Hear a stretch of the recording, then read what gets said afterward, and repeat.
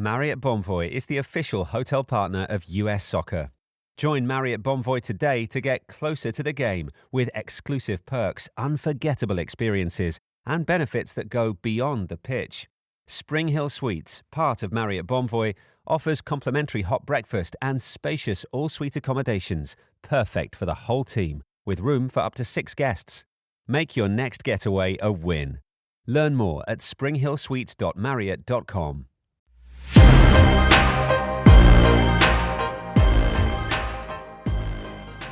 Welcome, everyone, to another episode of Streamed and Screened, an entertainment podcast about movies and TV from Lee Enterprises.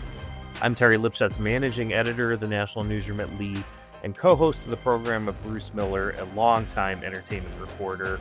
And Bruce, we record a week in advance, so this news kind of broke a little bit, more than a week ago now, but it's still so shocking, the loss of Rob Reiner. I mean, we're talking one of the greats, one of the legends of Hollywood, whether it's, his start in acting, All in the Family, the beloved Meathead, to some of the best movies of all time, Harry Met Sally, Stand By Me, Spinal Tap.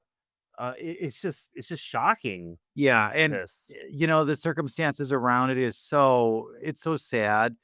And I don't know if it's indicative of the times or what, but he'll be missed. It's too bad that others aren't as remorseful when they heard about his death. And you know who I'm talking about. Right. But, he did a lot for the industry. And yes, he was political, but aren't others? Even James Woods, Right. who was on the other side of the spectrum, he said, no. We have to remember that he was a good guy who did good things and cared about his country. And it's just really sad. And the idea that is both the husband and the wife both die. Oh, that's not good. Their children, children, they're in their 30s, but that really, it leaves a hole that how do you handle this? It's not good.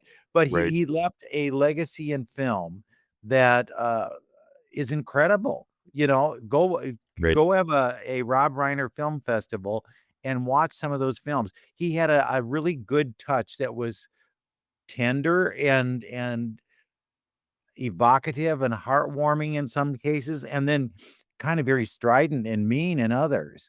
And you just look at things like Stand By Me, incredible. That film always makes me cry. Yes. And then you look at A Few Good Men, and come on, where else do you get something as iconic as You Can't Handle the Truth? So it's too. I hope you agree with me. I was digging through the files and I found a story that was when I interviewed him for The Princess Bride. All right, now, you're going, how old is Bruce? He must be ancient. And I am. But he talked about how that was something that really struck him when he was 26.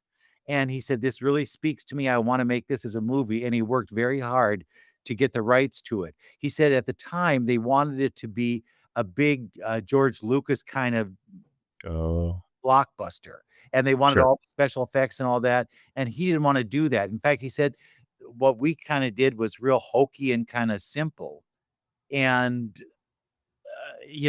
look at how it stands up. It's still going strong now. I remember going a number of years ago. I visited Seattle for my uncle was having a birthday party, and we went to the Experience Museum in Seattle. Have you ever been there? No. No. So it kind of started more as a rock museum, to kind of, because of Jimi Hendrix and Nirvana and all this stuff. But it eventually went more into pop culture, and they had a huge display of Princess Bride memorabilia and movie pieces and stuff. So you could see the dresses and the swords and all and it was so much fun to be able to see this and relive such a fun childhood memory. It's a movie that I I still love seeing it when it comes on TV. I could still quote the lines to it. It's just so much fun. And yeah, I mean, this is just such a shocking loss. I mean, you think about it's somebody that's still so active also, where He not just had just in Spinal Tap directing, too. Yeah. just at Spinal Tap 2, he was a guest star, Albert Schnurr on the last season of The Bear. That was a fun role for him. So, this isn't somebody that kind of was in retirement mode. He was still very active in the industry. Uh, it's just really it's crazy. But some of the films, when you go back and look at the diversity in what he was doing. Obviously, this is Spinal Tap, which was the first movie he directed. Stand by Me, The Princess Bride, When Harry Met Sally, Misery, A Few Good Men, The American President, Ghosts of Mississippi. It's just, I mean, he bounced around and could do so many different types of things. And they weren't losers. No. Winner after winner after winner, which is like the track record is shocking. Yeah. Yeah. You know what? I always, though, will always come back to really his biggest acting role, of course, which was on TV as Meathead, on All in the Family. And now that's a show that by the time it went off the air and he had left the program, I was still too young to watch it because I wasn't born until so I was born at 75 and yeah, I know.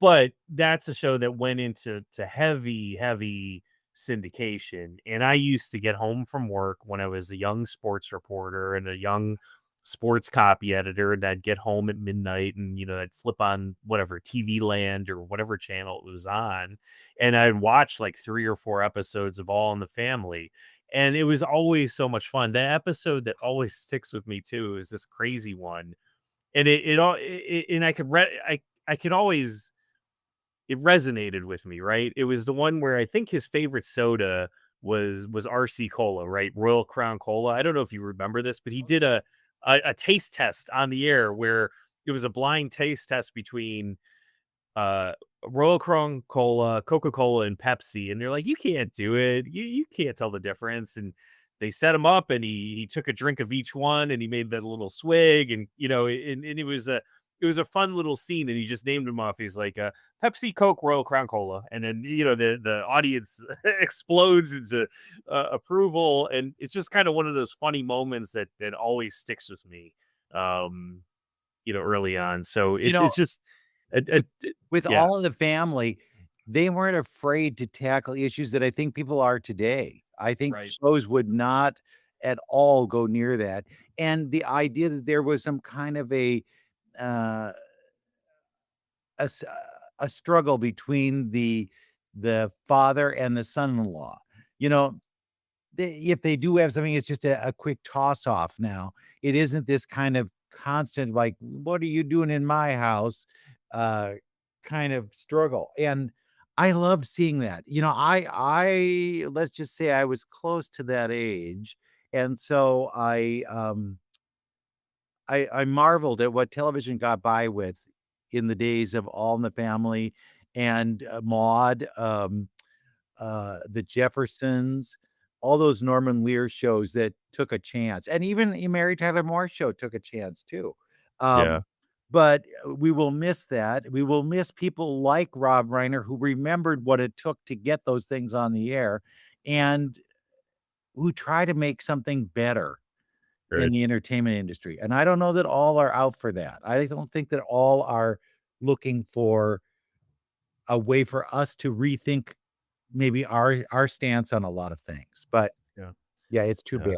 It's too bad. Well, heading into award season, and we know in just a couple months, we'll of course get to the Oscars. And when we get to that in memoriam, he gets the you last have to one. think it'll be the last one. And I do wonder if maybe this is a time to where he finally gets his due. Because if you look at it, how many Oscar nominations does he have? Do you know? One for best picture. I think it was for director? We'd have to look. I think it looks like it's a best picture nomination. So really that's kind of a group thing. Right. But yeah, Yeah. he could get a posthumous one. You never know. Yeah. They're so funny about that stuff. How do they pick who they're giving them to? Right.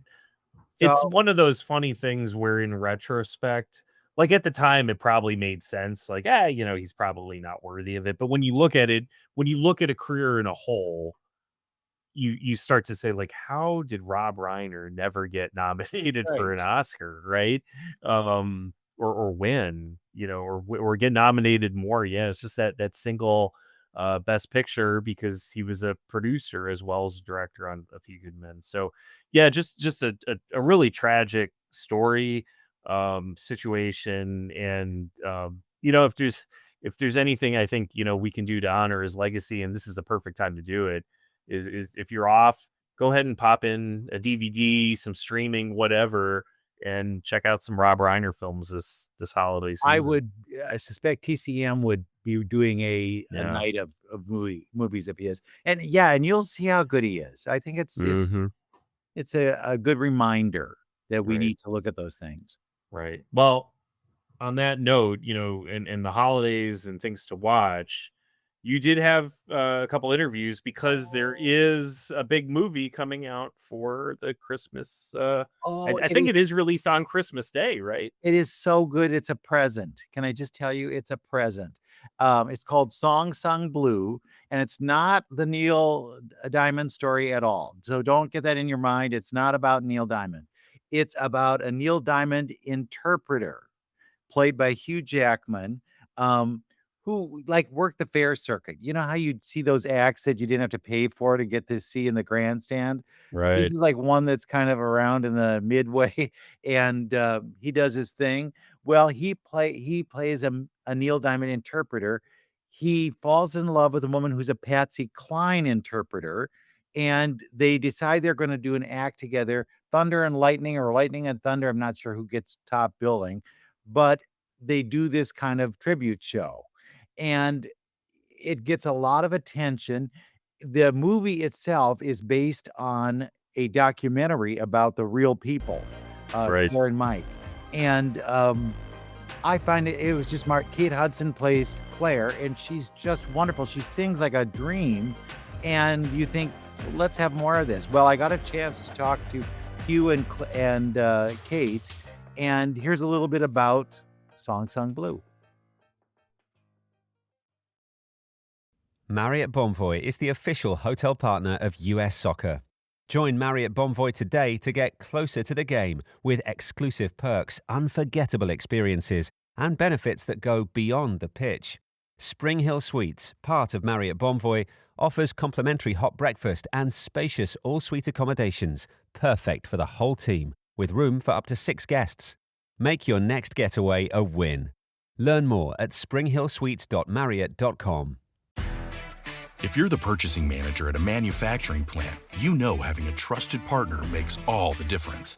That's why, hands down, you count on Grainger for auto reordering. With on-time restocks, your team will have the cut-resistant gloves they need at the start of their shift.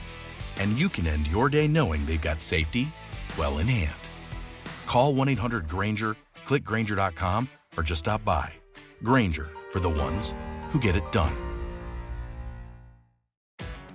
If you're an HVAC technician and a call comes in, Grainger knows that you need a partner that helps you find the right product, fast and hassle-free.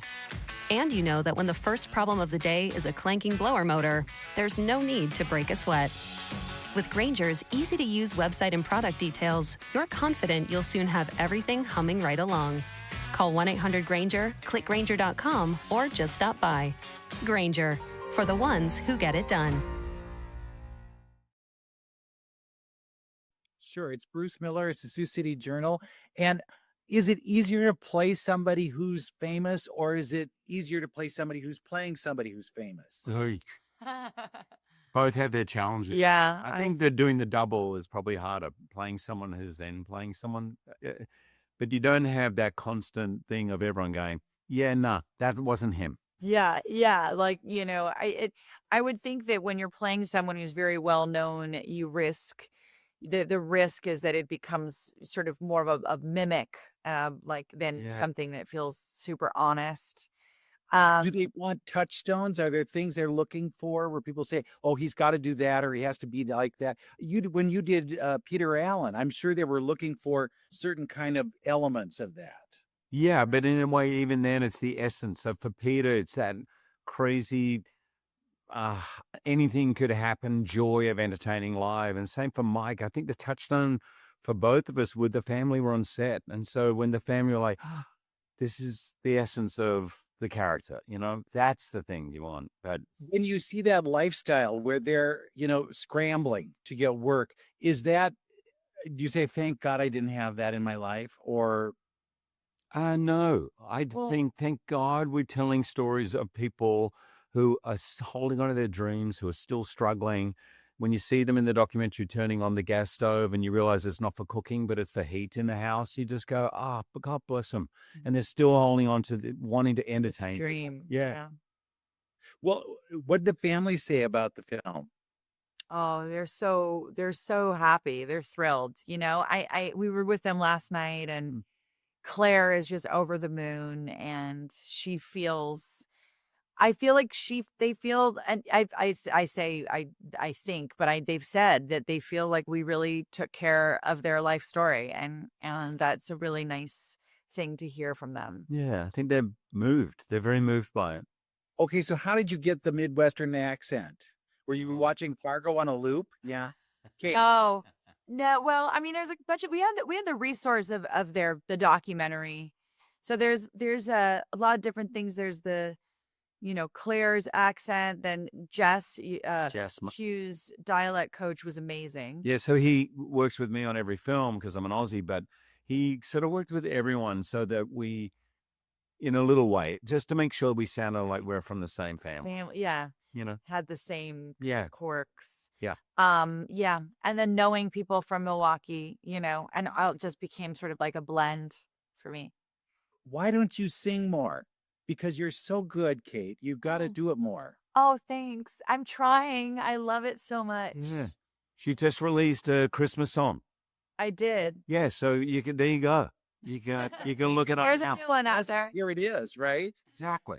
And when you were doing Patsy Cline in this, I thought, oh, we could do something there. There's something there. Oh, But I love Patsy Cline. I'll always have. It's such a tragic story. Her life story is very interesting. I love Dusty Springfield. oh yes, Well, that's really one of my favorite stories. Her story is really amazing, yeah, I mean, yeah, you don't have to twist my arm to want to sing or. Well, keep it up, and thank you guys so much. Happy holidays. Thank you. Have You a too. great- This was my go-to now for Christmas movie. You know how you have to bring the family to somebody? This is it. This is it. Good. Thank you, Drew. Thanks, Bruce, for that interview. Did you say you did get a chance to see the movie yet? You've seen Yeah, it I or not loved yet? it. I loved it. It's the one. You know how you always have to bring the relatives to a movie. Do you ever Right. have that? Oh, And yes. What's the safest film I can bring them to without that? I mean, I can go back to Green Book was one. Gran Torino was another one. I mean, there's a whole list of them that I would say, okay, Mom will be fine with this, and she would love this. She would have loved this film because they do a lot of those songs, and come on, so good, so good, so good. They would love it. So it's one that you dare take the relatives to. It isn't anything that where you go, oh my God, that was a little off-putting. And it tells a good story, and it has I don't want to say necessarily a happy ending, but it has a satisfying ending. Okay. Yeah, I would like to see it. Not just because it seems like an interesting and fun movie, but living not too far from Milwaukee now, it's why not? And he was Hugh Jackman. He was making the rounds recently in Wisconsin, so he was at a custard shop. Did he go to Culver's? No, not Culver's. He went to Cops, which is they only have, I think, 2 or 3 locations, but really, really good frozen custard. And he was serving up Song Sung Blueberry frozen custard. And they were giving away, I think, some hats or something. I saw some pictures of it. He ended up on like one of those morning TV shows, and he was eating Kringle, and it got a little bit cringy because they gave him a knife to cut it, but it wasn't just a knife. It was like a Wolverine blade that you wear on your knuckles. So, but yeah, it's funny when you mentioned you have to go to a movie with the relatives. My worst memory of this is back in what year did this film come out? In 2004. My grandparents, this is when I was still out in New Jersey. And I had like a day off of work, so and my parents like insisted. They're like, no, you're coming with us, because my grandparents were in town. They're like, we're going to the movies and you're coming with us. And I'm like, I'm a grown man, I'm an adult, and I'm still Right. going. We're You know what the doing movie it. was? It was Christmas with the Cranks. Do you remember that Oh, one? yes. Oh, That is one of the most dreadful movies I have ever seen in my life. There's like it's you try to think like, every movie, there's a little something good about it, right? right. I can't think of anything positive to say about this. This is Unredeeming, right? unredeeming. This is a movie. I had to look it up on Rotten Tomatoes. On the critics' tomato meter, it has a 5%. That's like basically one person said, yeah, that's okay. And The even for the producer. fans, right? Even for the fans, where you're talking about 50,000 people rated this movie, 40%. I mean, this is just Oh my like God. what, and this isn't a movie that it didn't have, anybody, like No. Jamie Lee Curtis was in Right. it, and Tim Allen, and oh man, yeah. So I had to go to Christmas with the Cranks. But so, before we wrap up though, I do have an important question, and this is tied to holiday films. Where do you stand on this debate?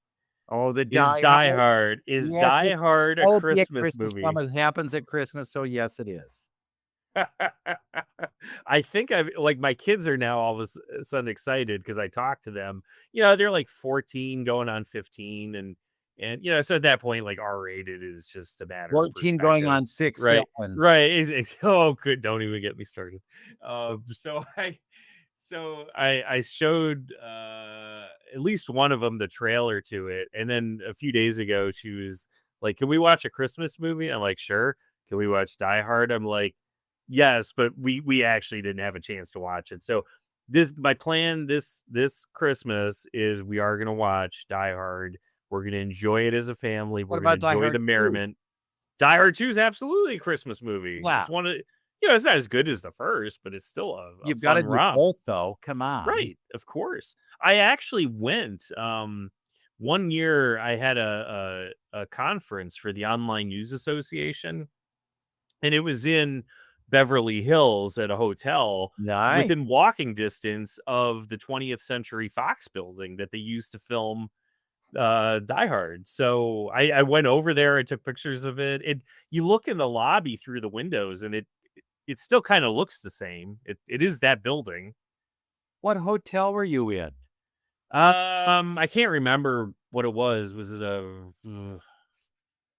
Some of those hotels have been used for a lot of movies.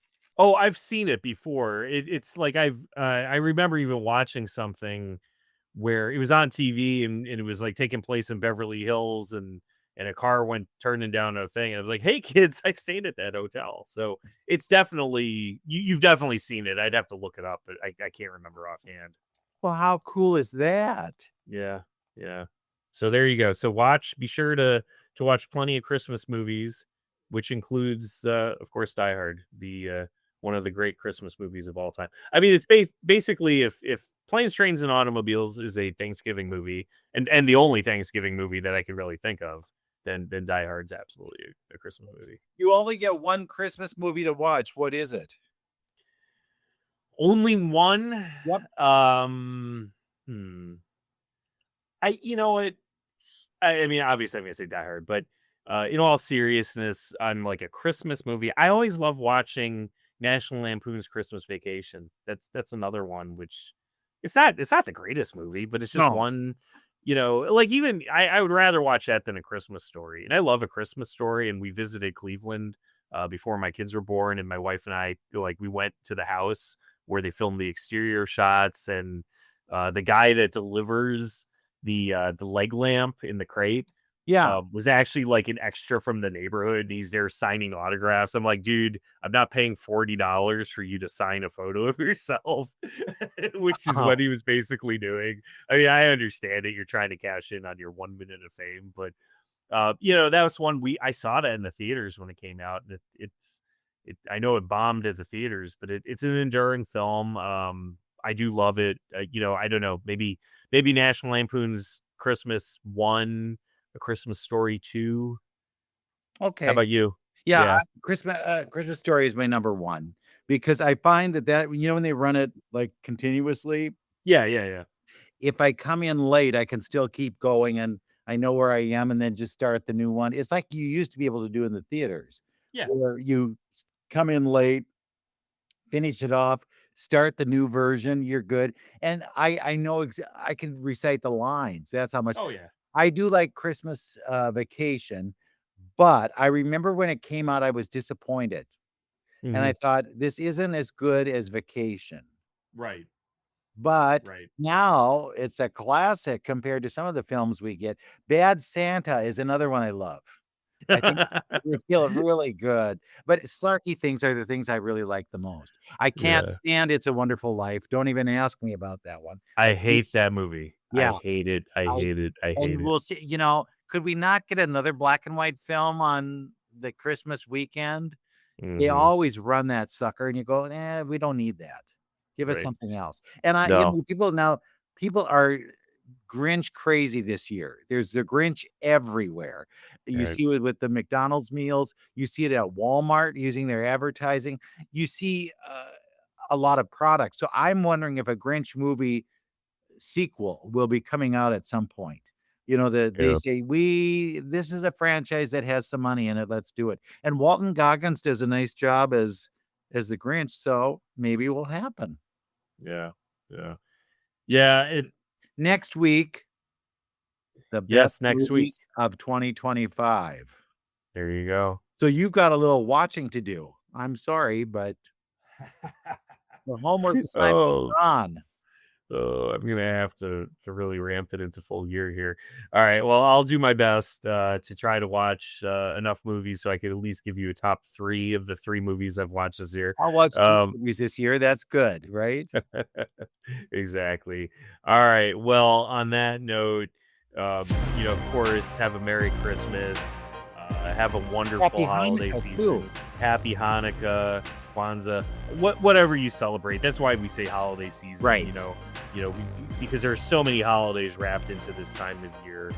Just enjoy it. Enjoy time with your family, and have a wonderful holiday. And we'll be back next week with another episode of Streamed and Screened.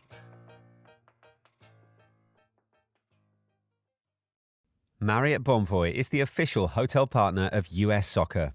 Join Marriott Bonvoy today to get closer to the game with exclusive perks, unforgettable experiences, and benefits that go beyond the pitch.